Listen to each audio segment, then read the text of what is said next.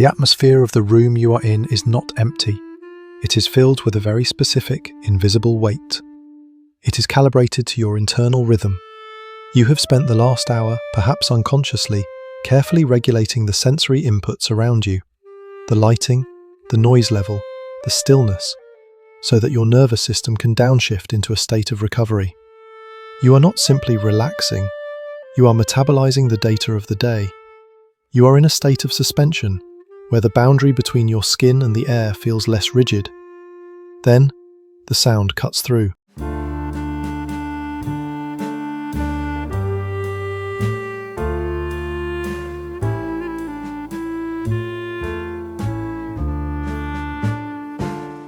It is a doorbell or a knock. It does not matter which. The effect is kinetic. It is not processed as a request for connection. It is registered by the brainstem as a breach. Before your conscious mind can formulate a social strategy, before you can even wonder who it is, your body has already reacted. There is a precise, sharp spike in cortisol. Your heart rate does not gradually increase, it jumps. You stop moving. This is not a choice. It is the mammalian freeze response, triggered instantly because the sanctity of the perimeter has been violated. For a split second, you feel an irrational, almost violent flash of resentment. It feels disproportionate. You know logically that a visitor is a neutral event, yet the sensation in your chest suggests a threat to your safety. You are not afraid of the person. You are afraid of the sudden, unconsented demand to shift from a state of formlessness into a state of performance. The cost of that shift is immediate, and for reasons you cannot yet articulate, it feels too high to pay. To the person standing on the other side of the timber, the dynamic is painfully simple. They view their arrival as a net positive. In the standard social contract, the unexpected visit is coded as a gesture of intimacy. It implies a bond strong enough to bypass the formality of scheduling. They believe they are offering you the gift of spontaneity. When you fail to match their energy, when the door opens and your face has not yet arranged itself into the correct mask of delight, the interpretation is immediate. You are labelled. The descriptors used are often rigid, unfriendly, or neurotic. If you decline the interaction or cut it short, the diagnosis becomes characterological. You are someone who doesn't like people. This external judgment misses the mechanism entirely. They perceive your hesitation as a commentary on their value. The logic dictates that if you truly cared for them, your pleasure at their presence would override your surprise. They are reading a biological freeze response as a social rejection. They assume your social self is an engine left idling in the background, always warm, ready to accelerate the moment a key is turned. They do not understand that for you, the social persona is not an idling engine. It is a complex, heavy apparatus that must be manually hauled out of storage and assembled. It requires fuel. It requires calibration. When they knock without warning, they are not just asking for entry. They are demanding you construct an entire personality in the 3 seconds it takes to turn a deadbolt. You are left in a state of dissonance. You know you are not mean, yet you feel a distinct flash of anger at their innocence. Because they cannot see the effort involved, they assume the cost is zero. They stand there, smiling, unaware that they have just handed you a metabolic bill you do not currently have the resources to pay. The exhaustion you feel after an unscheduled interaction is often disproportionate to the event itself. A 10-minute conversation can require 2 hours of internal realignment. This is not dramatic, it is simple energy economics. When you are alone, your internal monitoring systems are offline. You are allowed to be incoherent. You are allowed to stare at a wall without signaling, "I am fine," to an observer. Your face rests. Your thoughts drift without narrative structure. This is the only state in which your nervous system effectively flushes out the cortisol accumulated during the day. When that state is ruptured, you are forced to boot up the monitoring system instantly. You must track the other person's comfort, their pauses, their expectations.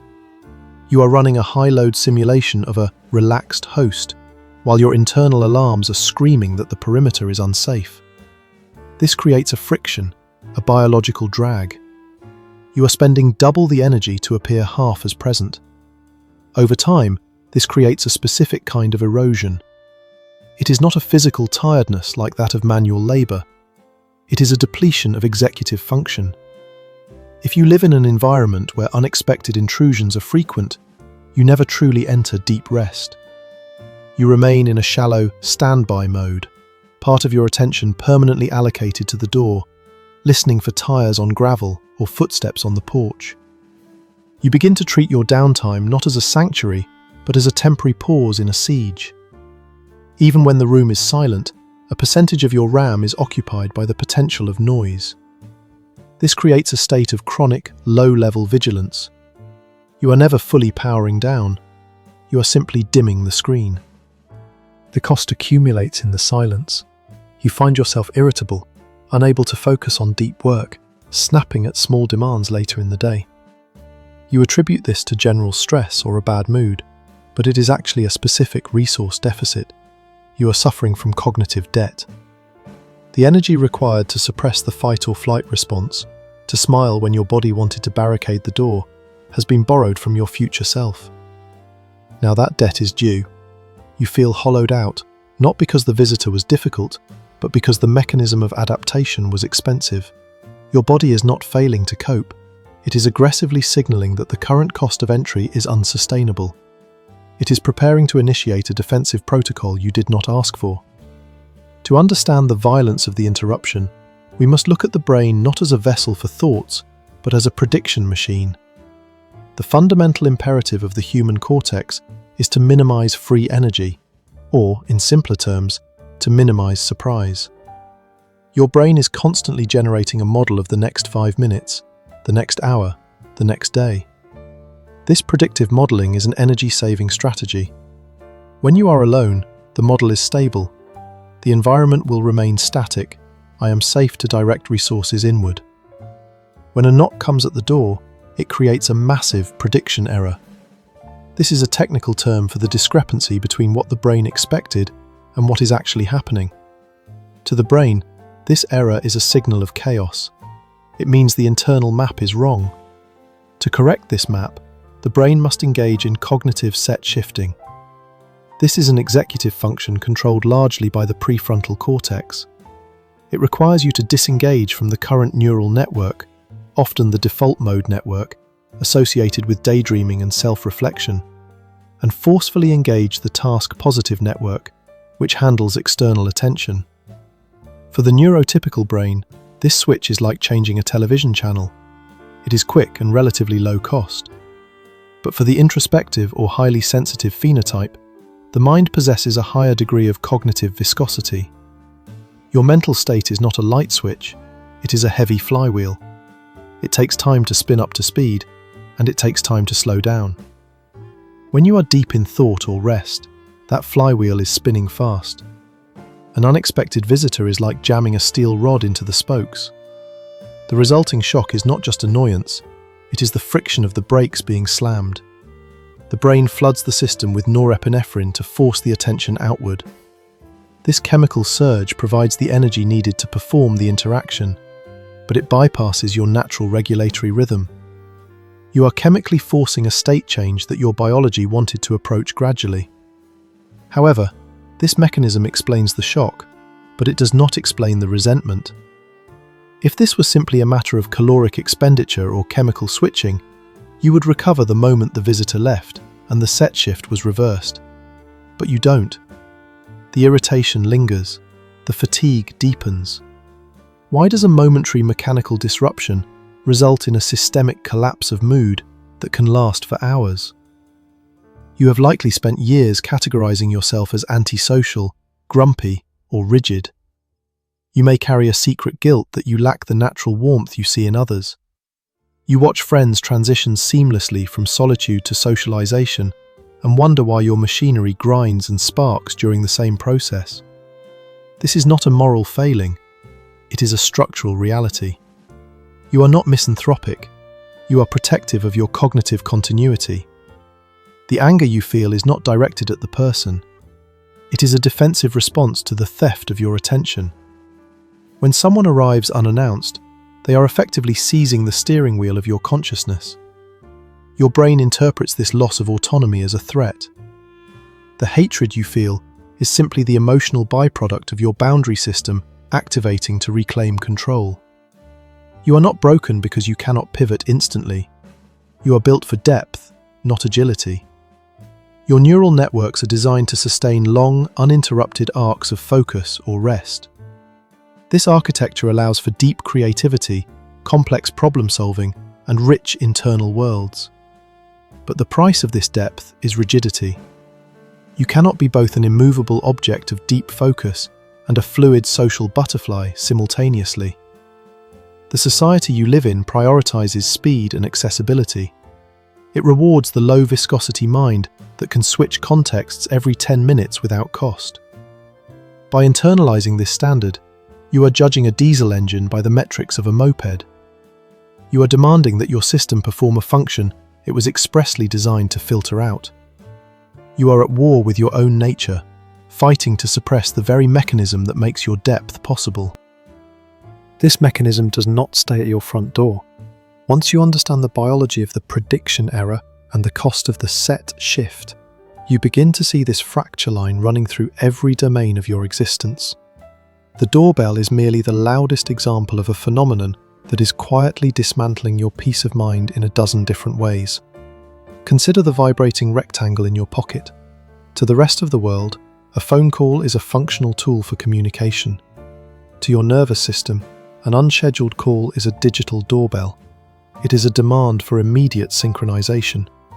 When the phone rings, it is not asking, "Are you free?"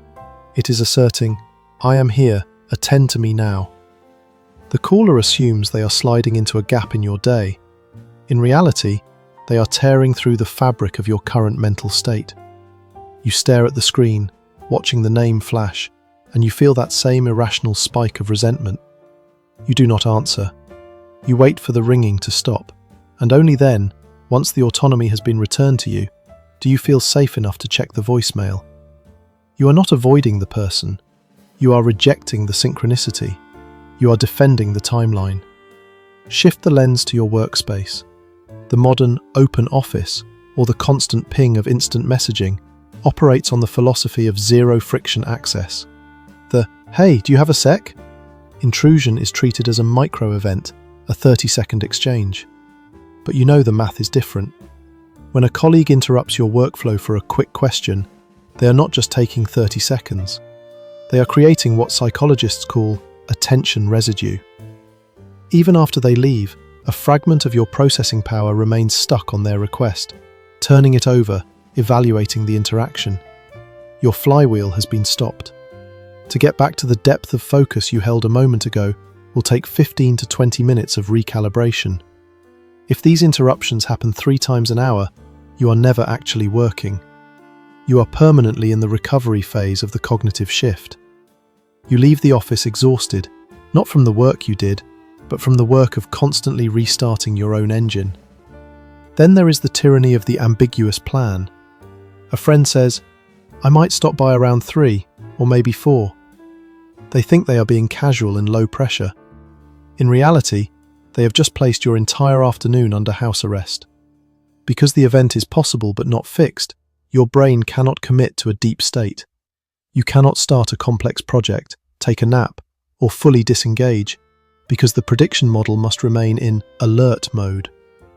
You spend 3 hours in a suspended state of shallow waiting, unable to use the time, only to have them text at 4:30 p.m. that they aren't coming after all. You haven't done anything, yet you feel as drained as if you hosted a dinner party.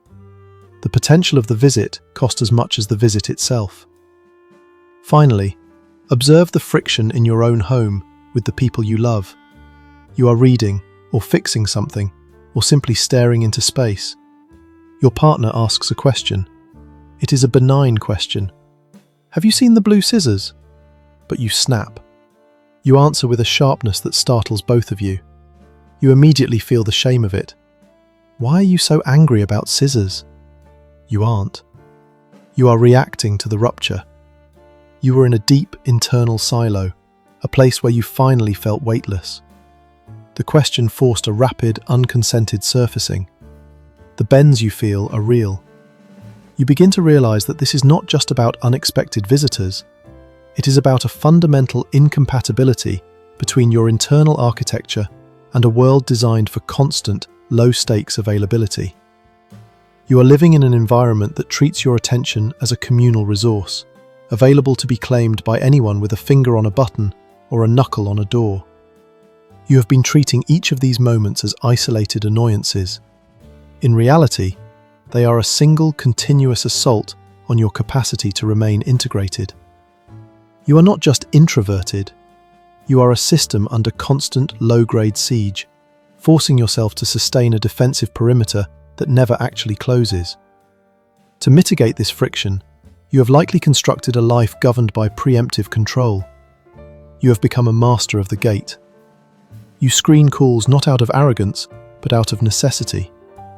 You decline invitations that lack a clear itinerary. You orchestrate your environment so that the variables are fixed, the inputs are known, and the timeline is yours. This strategy is effective. It reduces the cortisol spikes. It protects the cognitive flywheel. It grants you the silence required for your depth. But biology demands a tax for this safety, and the currency is resilience. By ruthlessly eliminating the unexpected, you are training your nervous system to tolerate only the expected. You are lowering your threshold for chaos. This creates a paradox of sensitivity. By protecting yourself from the minor shocks of social friction, you unintentionally signal to your amygdala that these shocks are, in fact, dangerous. You validate the threat. The brain learns that uncertainty is a predator that must be kept at bay. The result is a progressive brittleness. The more you control your environment, the more jarring the slightest deviation becomes. 10 years ago, a knock at the door was an annoyance. Today, because you have successfully insulated yourself for so long, it feels like a catastrophe. You are not strengthening your ability to handle the world, you are atrophying it. Furthermore, the mechanism that filters out the threat also filters out the chaotic element of joy. The neural signature of a pleasant surprise, a sudden gift, a serendipitous encounter, a moment of unscripted laughter, is mechanically identical to the shock of an intruder.